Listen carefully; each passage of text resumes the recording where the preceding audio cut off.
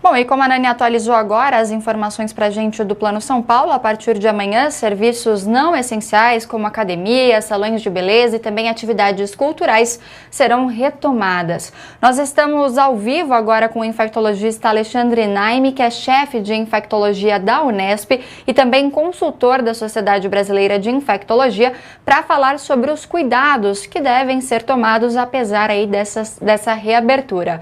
Oi, doutor, boa tarde, seja muito bem-vindo aqui ao Jovem Pan Agora. Boa tarde, Nicole. Boa tarde a todos da Jovem Pan News. Doutor, como que o senhor avalia essa reabertura, dessas atividades não essenciais? O senhor acredita que foi no momento certo? A Nani trouxe também para a gente alguns dados sobre o número de óbitos, o número de internações, de casos de Covid-19. A gente teve uma redução, mas o senhor acredita que esse número poderia ser ainda melhor se nós mantivéssemos essas restrições, ou era realmente já a hora de abrir?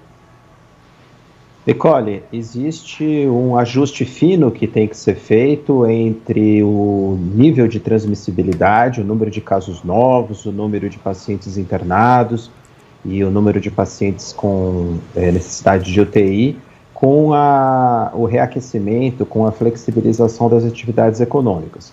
Não é fácil fazer isso.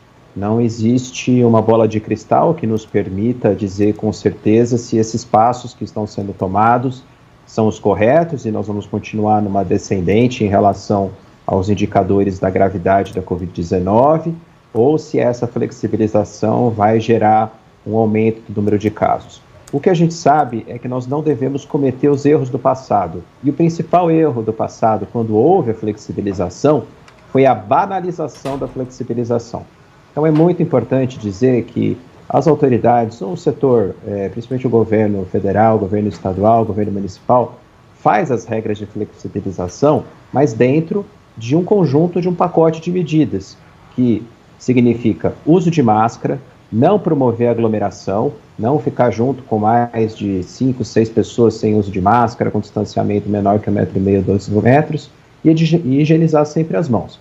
Então, se esse início de fase de transição, se essa flexibilização for mal entendida, como já foi no passado, como nós vimos cenas em novembro, dezembro, janeiro, de pessoas aglomerando, festas clandestinas, o que vai acontecer é que a taxa de transmissão vai aumentar e o número de pacientes internados também, o número de óbitos também, e vamos ter que enrijecer de novo.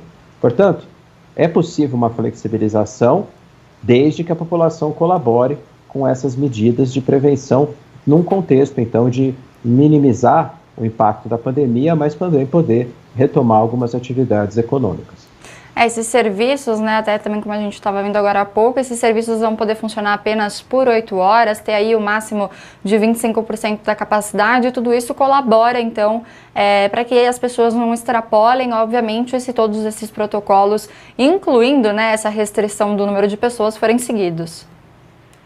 Exatamente, Nicole. E um outro ponto importante de lembrar é que onde acontece o maior risco de contaminação são naqueles eventos que a gente chama de eventos super disseminadores, que são festas, encontros clandestinos, aqueles encontros de final de semana que a família é reunida, talvez o comércio, as atividades econômicas, principalmente porque são atividades extremamente vigiadas, controladas, têm o menor impacto em relação à pandemia, aos números que a gente vê na pandemia.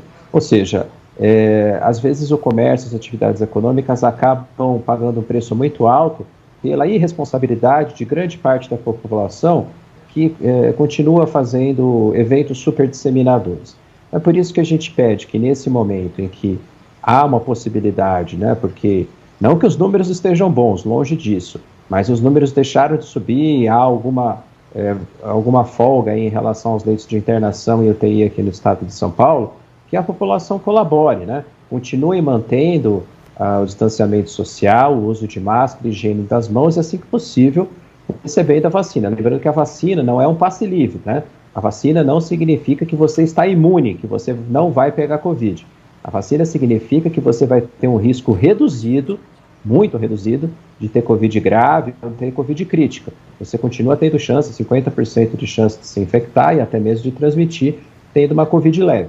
Ou seja, não podemos abandonar, em qualquer contexto, as regras de ouro da prevenção.